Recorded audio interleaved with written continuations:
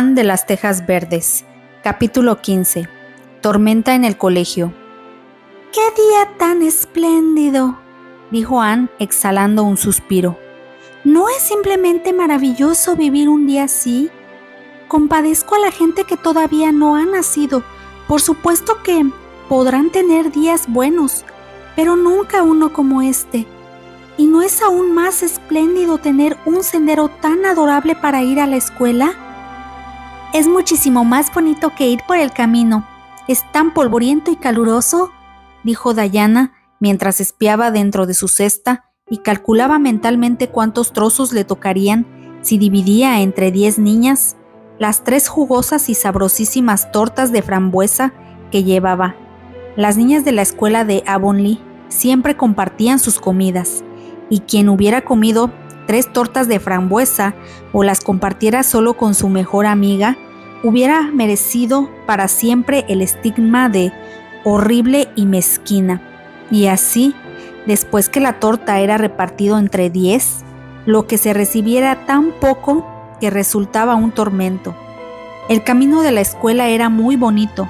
Anne pensó que los viajes de ida y vuelta de la escuela con Diana no podían ser mejorados ni con la imaginación.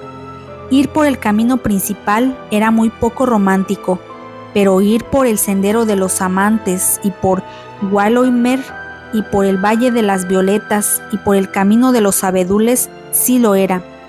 El sendero de los amantes comenzaba más allá del huerto de Tejas Verdes y se extendía hasta los bosques al terminar la granja de los Cuthbert. Era el camino por donde se llevaba a pastar las vacas y se transportaba la madera en el invierno. Anne lo había denominado el sendero de los amantes, después de pasar un mes en Tejas Verdes. No es que los amantes realmente caminen por ahí, le explicó a Marilla. Pero Diana y yo estamos leyendo un libro perfectamente magnífico y en él hay un sendero de los amantes, de manera que también nosotras quisimos tener uno. Y es un nombre muy bonito, ¿no le parece? Tan romántico, podemos imaginarnos amantes paseándose por él. Me gusta ese sendero. Por allí se puede pensar en voz alta sin que la gente te tome por loca. Cada mañana Anne descendía por el sendero de los amantes hasta el arroyo. Ahí se encontraba con Diana y las 2 niñas subían por el sendero bajo el arco de los abedules. Los abedules son árboles tan sociables, decía Anne. Siempre están susurrando y murmurándonos cosas, hasta que llegaban a un rústico puente. Allí dejaban el sendero y cruzaban el campo del señor Barry por la parte de atrás, pasando por Willowmere. Después de Willowmere venía el Valle de las Violetas, un pequeño hoyuelo verde a la sombra de los inmensos árboles del señor Andrew Bell. Por supuesto, ahora no hay violetas ahí, le dijo Anne a Marilla, pero dice Diana que hay millones en primavera. Oh, Marilla, ¿puede imaginárselas? Realmente quita el aliento. Lo llamé el Valle de las Violetas. Diana dice que nunca vio una capacidad como la mía para poner bellos nombres a todos los lugares. Es agradable tener inteligencia para algo, ¿no es cierto? Pero Diana inventó el camino de los abedules. Quiso hacerlo, de modo que la dejé, pero estoy segura de que yo podría haber hallado algo más poético en eso. Cualquiera puede pensar en un hombre así, pero el camino de los abedules es uno de los lugares más hermosos del mundo, Marilla. Lo era. Otras personas, aparte de Anne, habían pensado así al dar con él. Era una estrecha senda llena de recovecos que bajaban de una gran colina justo entre los bosques del señor Bell, donde la luz llegaba a través de tantas plantas color esmeralda que era tan impoluta como el corazón de un diamante. En toda su extensión se hallaba guarnecida por delgados abedules de blancos troncos y flexibles ramas, helechos y estrellas, lirios, ramilletes escarlatas y cerezos silvestres crecían a lo largo, Siempre había en el aire un delicioso aroma, y en lo más alto de los árboles el canto de los pájaros, y el murmullo y la risa de los vientos del bosque. De vez en cuando, si uno se quedaba quieto, se podía ver saltar un conejo por el camino, cosa que en el caso de Anne y Diana sucedía muy raras veces. Abajo en el valle, la senda desembocada en el camino principal, y desde allí hasta el colegio no quedaba más que la colina de los abetos. La escuela de Avonlea era un blanco edificio de aleros bajos y anchas ventanas, amueblado con cómodos y antiguos pupitres que llevaban esculpidos en las tapas las iniciales y jeroglíficos de escolares de 3 generaciones. Las aulas estaban en el fondo, y tras ellas había un oscuro bosque de pinos y un arroyo donde todas las niñas sumergían sus botellas de leche para mantenerlas frescas hasta la hora del almuerzo. Marilla había visto con recelo comenzar las clases de Anne el primer día de septiembre. Era una niña tan extraña, armonizaría con los otros niños, y cómo iba a arreglárselas para quedarse callada durante las horas de clase. Sin embargo, las cosas fueron mejor de lo que Marilla temió. Anne regresó a su casa aquella tarde de muy buen humor. Creo que me va a gustar el colegio, anunció, aunque el maestro no me parece tan bueno. Se pasa todo el tiempo atusándose el bigote y mirando a Prissy Andrews. Prissy ya es mayor, como usted sabe, tiene 16 años y está estudiando para el examen de ingreso en la Academia de la Reina de Charlottetown. Tilly Boulter dice que el maestro se muere por ella. Es muy hermosa, tiene el cabello castaño, rizado y se comporta muy elegante. Se sienta en el banco que hay al fondo del aula y él también se sienta allí la mayor parte del tiempo para explicarle sus lecciones, según dice. Pero Ruby Gillis dice que le vio escribiendo algo en la pizarra de Prissy y que cuando ella lo leyó se puso tan roja como una remolacha y se rió. Y Ruby Gillis dice que no cree que fuera nada relacionado con la lección. Anne Shirley, que no te vuelva a oír hablar así de tu maestro, dijo Marilla bruscamente. No vas a la escuela para criticarlo. Creo que él puede enseñarte algo a ti. Y es tu obligación aprender. Y quiero que comprendas bien que no debes venir a casa contando cosas como estas. Eso es algo que no puedo aceptar. Espero que hayas sido una buena niña. Claro que lo fui, dijo Anne complacida, y tampoco me resultó tan difícil como se imaginaba. Me senté junto a Diana. Nuestro banco está al lado de la ventana y podemos ver el lago de las aguas refulgentes. Hay un montón de niñas en la escuela y jugamos magníficamente a la hora de comer. Es tan hermoso tener un grupo de niñas con quien jugar, pero, por supuesto, Diana me gusta más que ninguna y siempre será así. Adoro a Diana. Estoy muchísimo más atrasada que las otras.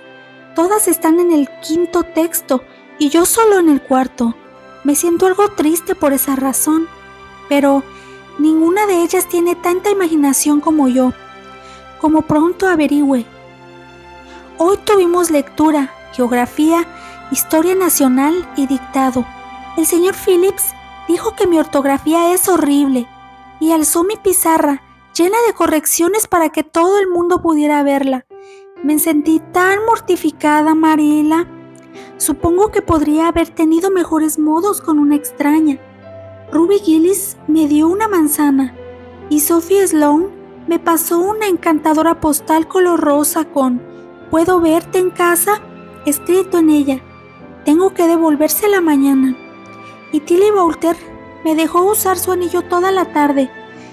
¿Puedo quedarme con alguno de esos alfileres de perla que hay en el viejo alfiletero del desván para hacerme un anillo?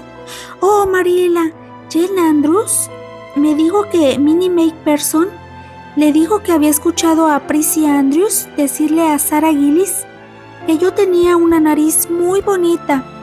Marilla, es el primer piropo que me han hecho en toda mi vida. No puede imaginarse lo que me hizo sentir. Marila, ¿tengo realmente una nariz bonita? Sé que usted me dirá la verdad. Está bastante bien, dijo Marila secamente.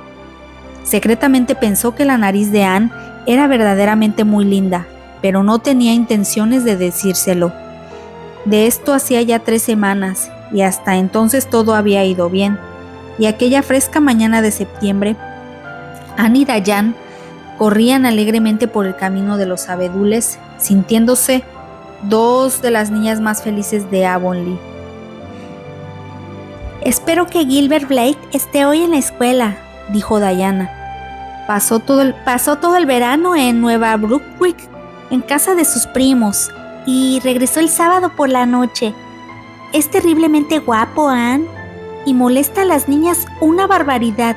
Te aseguro que nos atormenta. La voz de Diana indicaba que prefería ser atormentada antes que no verlo. ¿Gilbert Blythe?, dijo Anne. ¿No es el nombre que está escrito en la pared del porche junto al de Julia Bell, con un gran letrero que dice «Atención»? Sí, respondió Diana sacudiendo la cabeza. Pero estoy segura que Julia no le gusta mucho. Le he oído decir a Gilbert que estudiaba la tabla de multiplicar con sus pecas. Oh, no me hables de mí, pecas, imploró Anne. No es de buen tono teniendo yo tantas, pero creo que escribir esas cosas en las paredes es lo más tonto del mundo. Me gustaría que alguien se atreviera a escribir mi nombre junto al de un muchacho. Desde luego, se apresuró a agregar, que nadie lo haría. Ana suspiró.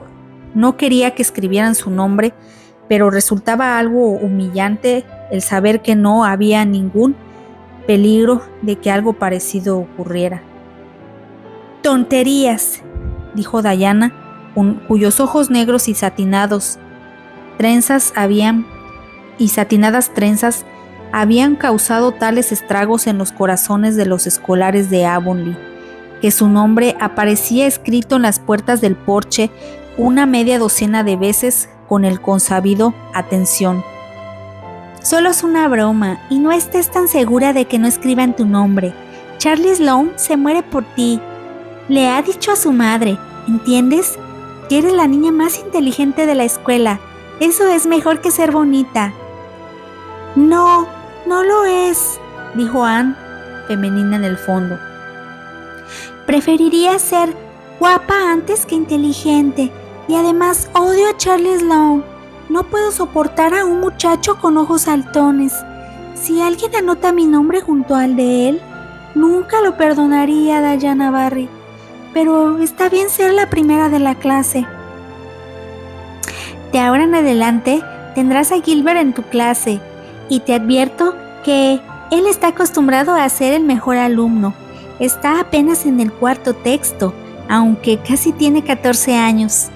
Hace 4 años su padre estuvo muy enfermo y tuvo que ir a Alberta a reponerse, y Gilbert le acompañó. Estuvieron allí 3 años, y Gilbert apenas fue a la escuela hasta que regresaron. ¿No te será muy fácil seguir siendo la mejor de la clase, Anne? Me alegro, dijo Anne rápidamente. No podía sentirme muy orgullosa de ser mejor que los niñitos de 9 o 10 años. Ayer me distinguí por saber deletrear ebullición. Josie Pye era la primera de la clase y fíjate, miró de reojo el libro. El señor Phillips no la vio porque estaba mirando a Prissy Andrews, pero yo sí, le dirigí una mirada de helado desdén y se puso tan colorada como una cereza, deletreándola mal.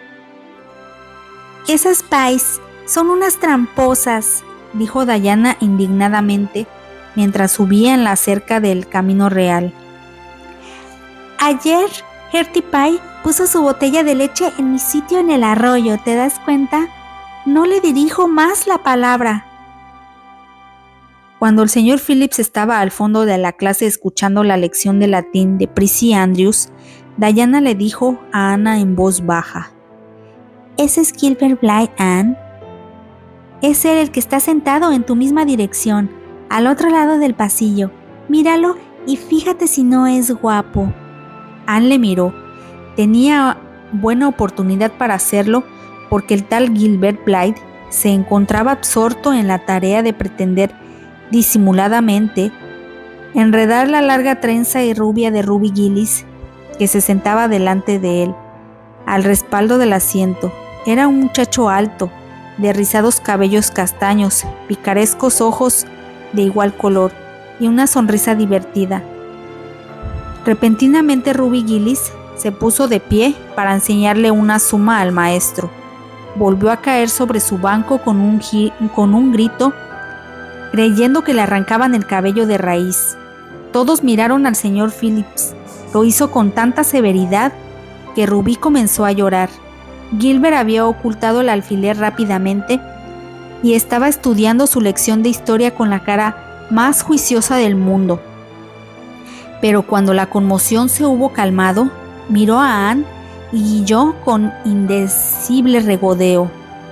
Creo que tu Gilbert Blythe es buen mozo, le confió Anne a Diana.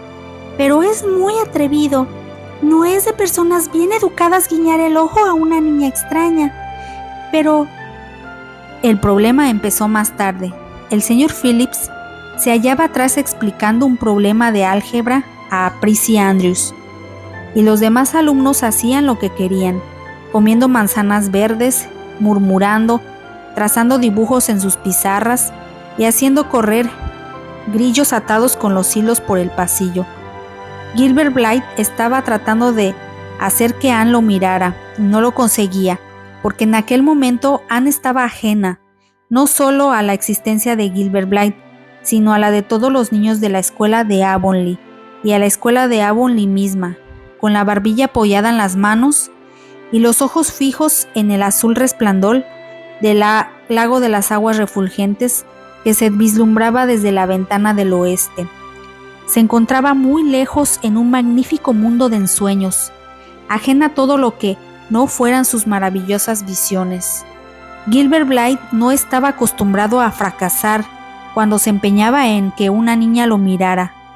Ella debía mirarlo, esa Shirley de cabello rojo, pequeña barbilla puntiaguda y grandes ojos que no eran como los de las otras niñas de la escuela de Avonlea. Gilbert se inclinó a través del pasillo, alzó la punta de la larga trenza roja de Anne y dijo con un murmullo: «¡Zanahorias! ¡Zanahorias!». Entonces Anne le miró de hito en hito e hizo más que mirarlo. Saltó sobre sus pies, convertidas en ruinas sus brillantes fantasías. Fulminó a Gilbert con una indignada mirada, cuyo relámpago fue rápidamente apagado por coléricas lágrimas. «Niñato mezquino y odioso», exclamó apasionadamente. «¿Cómo te atreves?». Y luego, ¡paf!, Anne había dado con su pizarra sobre la cabeza de Gilbert, partiendo la pizarra en la cabeza en 2 pedazos. La escuela de Avonlea siempre gozaba con las escenas. Esta era una muy especial. Todos dijeron «¡Oh!» con horrorizada delicia. Diana emitió sonidos entrecortados. Ruby Gillis, que era algo histérica, comenzó a llorar, y Tommy Sloane dejó que se le escapara todo su equipo de grillos mientras observaba la escena con la boca abierta. El señor Phillips bajó del estrado y colocó su pesada mano sobre el hombro de Anne. «Anne Shirley, ¿qué significa esto?», dijo encolerizado. Anne no respondió. Hubiera sido pedir demasiado a un ser humano pretender que reconociera ante todo el colegio que la habían llamado zanahoria. Fue Gilbert quien habló resueltamente. «Fue culpa mía, señor Phillips. Me burlé de ella». El maestro no prestó atención a Gilbert. «Lamento ver a una alumna mía mostrar ese carácter y tal espíritu de venganza», dijo en tono solemne, como si el hecho de ser alumno suyo desarraigara todas las malas pasiones del mundo de los pequeños e imperfectos mortales. «Anne, vaya frente al pizarrón por el resto de la tarde». Anne hubiera preferido mucho más ser azotada a recibir este castigo. bajo el cual su sensible espíritu sufría aún más.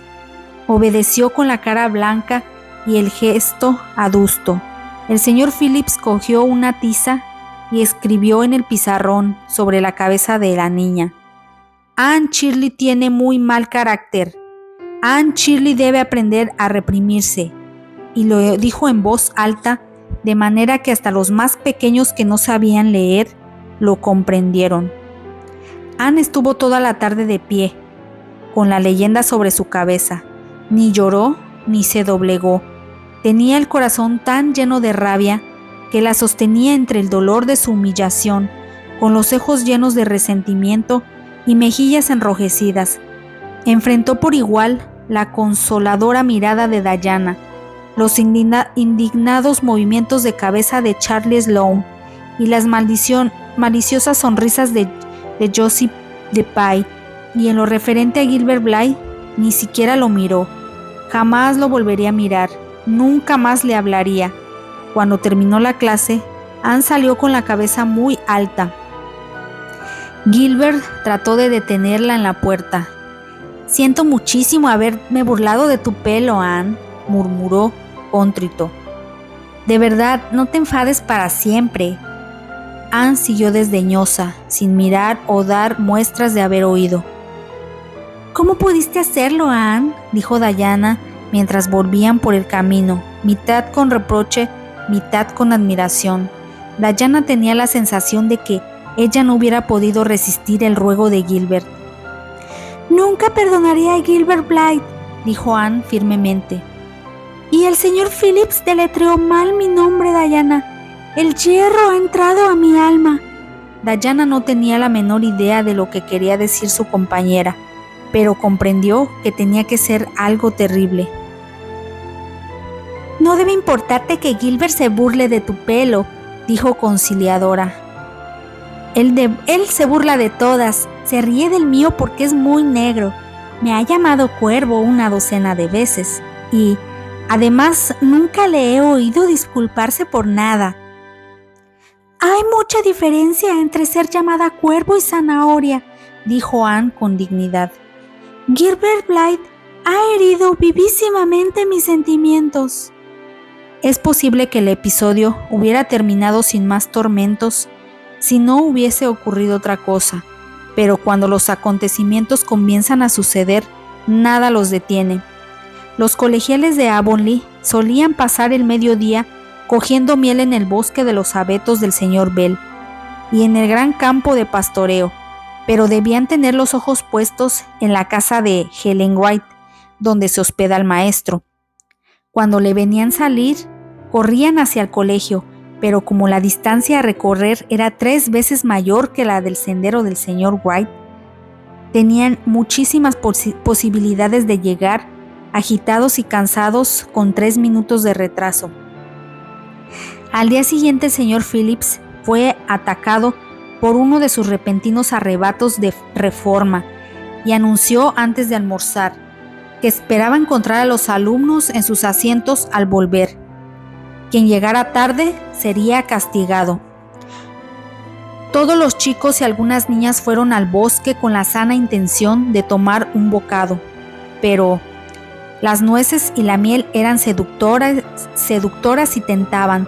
Retozando y comiendo, pasaron el tiempo y, como de costumbre, lo que les volvió a la realidad fue el grito de Jimmy Glover desde el alto de una patriarcal abeto: «¡Vuelve el maestro!». Las niñas que estaban en el suelo corrieron primero y se las arreglaron para llegar a tiempo al colegio. Los muchachos, que debieron deslizarse presurosos de las copas de los árboles, llegaron más tarde, y Anne, que no hacía otra cosa que vagar por el extremo más alejado del campo, hundida en la hierba hasta la cintura, cantando en voz baja, con una corona de flores en la cabeza, cual pagana divinidad de los campos, fue la última en salir, pero la niña podría correr como una gacela, de manera que sobrepasó a los muchachos en la puerta y entró en el aula entre ellos. En el preciso instante en que el señor Phillips colgaba su sombrero, el El rapto reformista del señor Phillips había pasado, pero no quería molestarse en castigar a una docena de alumnos, pero era necesario hacer algo para salvar las apariencias, de manera que buscó un chivo expiatorio y lo encontró en Anne, que se había dejado caer en su asiento con la respiración alterada y se olvidaba de la corona de flores que le colgaba cómicamente de una oreja, dándole aspecto de disolución y paganismo. Anne Shirley, ya que pareces tan amiga de la compañía de los varones, te daremos el gusto esta tarde, dijo sarcásticamente. Quítese esas flores y siéntese junto a Gilbert Blythe. Los otros muchachos empezaron a reírse tontamente.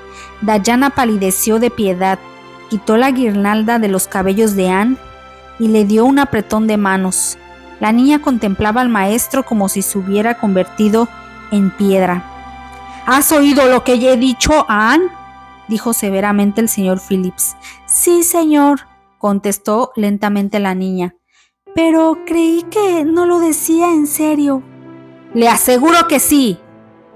Todavía utilizaba la inflexión sarcástica que todos los niños, y Anne especialmente, odiaban. ¡Obedezca! Durante unos instantes, Anne pareció pensar lo contrario. Entonces comprendió que no quedaba escapatoria. Se levantó arrogante, cruzó el pasillo y se sentó junto a Gilbert Blythe y hundió el rostro entre los brazos. Ruby Gillis, que la pudo ver mientras lo hacía, comentó con los otros cuando regresaron a sus casas. Nunca he visto algo así.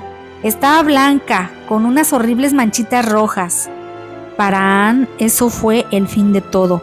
Era malo que la eligieran para castigarla de entre una docena de alumnos igualmente culpables.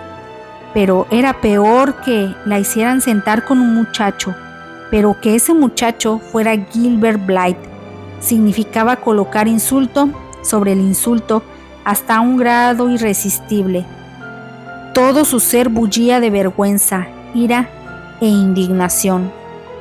Al comienzo, los otros escolares miraron, murmuraron, se rieron a escondidas y se dieron codazos, pero como Anne no levantaba la cabeza y Gilbert trabajara en los quebrados como si se le absorbiera toda el alma, pronto volvieron a sus tareas y la niña fue olvidada. Cuando el señor Phillips llamó a la clase de historia, Anne debió haberse ido, pero la niña no se movió y el señor Phillips, que había estado escribiendo unos versos a Frinzenla antes de llamar a la clase, luchaba con una rima rebelde y no se dio cuenta. Una vez, cuando nadie miraba, Gilbert cogió un pequeño corazón de caramelo con una leyenda dorada. «Eres dulce», y lo deslizó bajo la curva del brazo de Anne. De inmediato la niña alzó la cabeza, tomó el caramelo cuidadosamente con la punta de los dedos, lo dejó caer en el suelo, lo hizo polvo con el tacón y reasumió su posición, sin dignarse a echar una mirada a Gilbert. Cuando terminó la clase y salieron todos, Anne se dirigió a su asiento y sacando ostentosamente cuanto allí tenía, libros y cuadernos, lapiceros y tinta, Biblia y aritmética, los apiló sobre su rota pizarra. ¿Para qué llevas todo eso a casa, Anne?, quiso saber Diana tan pronto salieron al camino. No se había atrevido a hacer antes la pregunta. No voy a volver más al colegio. Diana se quedó boquiabierta y miró a Anne para ver si no mentía. ¿Te dejará Marilla quedarte en casa? No tendré que hacerlo. Nunca iré al colegio con ese hombre. Oh, Anne. Diana parecía a punto de echarse a llorar. Creo que eres muy mala. El señor Phillips me hará sentar con esa horrible Gertie Pye. Sé que lo hará porque ella ahora se sienta sola. Vuelve, Anne. Haría cualquier cosa en el mundo por ti, Diana, dijo Anne tristemente. Me dejaría romper los huesos si fuera necesario, pero eso no lo puedo hacer, así que por favor, no me lo pidas, me atormentas el alma. Piensa en la diversión que te pierdes, se quejó Diana. Vamos a construir una casa preciosa cerca del arroyo y jugaremos a la pelota la semana próxima. Tú nunca has jugado eso, Anne. Es tremendamente emocionante y vamos a aprender una nueva canción. Jane Andrews la está ensayando ahora. Dice Alice Andrews que traerá un nuevo libro y lo leeremos en voz alta junto al arroyo. ¿Y a ti que te gusta tanto leer en voz alta, Anne? Nada pudo convencer a Anne. Había tomado su decisión. No iría más a la clase del señor Phillips. Así lo dijo a Marilla cuando volvió a casa. ¡Tonterías!, dijo Marilla. No son tonterías, dijo Anne, mirando a Marilla con los ojos solemnes y llenos de reproche. No comprende, Marilla. He sido insultada. Insultada, sí. Mañana volverás al colegio como de costumbre. ¡Oh, no! Anne acompañó su negativa con la cabeza. No volveré, Marilla. Aprenderé mis lecciones en casa. Seré tan buena como pueda y estaré callada todo el tiempo que sea posible. Pero le aseguro que no iré al colegio. Marilla vio la carita de la niña, algo muy parecido a una invencible tosudez. Comprendió que le costaría vencerla, pero resolvió inteligentemente no hacer nada por el momento. Esta tarde iré a consultarlo con Rachel, pensó. De nada valdría razonar ahora con Anne. Está demasiado sensible y tengo la sensación de que es terriblemente testaruda si se empeña. Según puedo deducir que lo que cuenta, el señor Phillips ha llevado muy lejos las cosas, pero de nada serviría decírselo a ella. Lo hablaré con Rachel. Ella mandó 10 niños al colegio y debe saber algo al respecto. Por otra parte, a estas horas ya debe haberse enterado de toda la historia. Marilla encontró a la señora Linde y tejiendo colchas tan laboriosamente y tan alegre como de costumbre. Supongo que sea que ha venido, dijo la señora Rachel. El escándalo de Anne en el colegio. Tilly Boulter camino a su casa me lo contó. No sé qué hacer con ella, dijo Marilla. Dice que no volverá al colegio. Nunca he visto a una niña tan herida. Desde que comenzaron las clases, estaba esperando algún disgusto. Sabía que las cosas iban demasiado bien para durar. Es excesivamente sensible. ¿Qué me aconseja Rachel? Bueno, ya que me pides consejo, Marilla, dijo la señora Rachel, que adoraba que le pidieran consejo. Yo le daría un poco el gusto al principio. Creo que el señor Phillips se ha equivocado. Desde luego no debemos decírselo a los niños, ¿sabe usted? Y también que procedió bien al castigarla ayer por su arrebato de furia. Pero lo de hoy ha sido distinto. Todos los que llegaron tarde debieron ser castigados como Anne. Eso es, yo no creo en eso de sentar a las niñas junto a los muchachos como castigo. No está bien. Tilly Boulter estaba verdaderamente indignada. La niña parece ser muy popular entre ellos. Nunca pensé que se pudiera llevar tan bien con sus condiscípulos. ¿Entonces usted piensa que será mejor que la deje quedar en casa?, dijo Marilla sorprendida. Sí, así es. No le mencionaría el colegio hasta que no salga de sí misma. Puede estar segura, Marilla, de que dentro de una semana se habrá calmado y estará dispuesta a regresar por su propia voluntad. Eso es. Mientras que si tratara de llevarla por la fuerza, Dios sabe qué barbaridad armaría. Cuando menos importancia le demos al asunto, mejor. En lo que se refiere al colegio, no sería mucho no ir. El señor Phillips no vale mucho como maestro. Guarda un orden escandaloso, eso es, y deja de lado a los más pequeños en favor de los alumnos mayores, que prepara para la Academia de la Reina. Nunca hubiera conseguido dar clases un año más si su tío no hubiese sido uno de los síndicos. El síndico pues lleva a los demás de la nariz, eso es. Confesó que no sé dónde va la educación en esta isla. Marilla siguió el consejo de la señora Rachel y no le dijo una sola palabra más a Anne respecto a la vuelta al colegio. La niña aprendió sus lecciones en casa y jugó con Diana en los fríos crepúsculos del otoño, pero cuando se cruzaba con Gilbert Blythe en el camino o lo encontraba en la escuela dominical, pasaba a su lado con helado desprecio, que no quebraba un punto sus intentos evidentes de apaciguarla. Ni siquiera los esfuerzos de Diana como pacificadora surtieron efecto. Anne había decidido odiar a Gilbert Blythe hasta el fin de sus días. Tanto como odiaba a Gilbert, sin embargo, amaba a Diana con toda la fuerza de su corazón, igualmente intensa para sus cariños y sus odios. Una tarde al regresar, Marilla del Manzanar la encontró llorando amargamente, sentada sola en la ventana occidental, a la luz del crepúsculo. ¿Qué ocurre ahora, Anne? Se trata de Diana, dijo llorando con todas sus ganas. La quiero tanto, Marilla. No puedo vivir sin ella. Pero sé muy bien que cuando crezcamos se casará y se irá. ¿Y qué haré? Odio a su marido. Le odio furiosamente. He estado imaginándomelo todo, la boda y todo lo demás.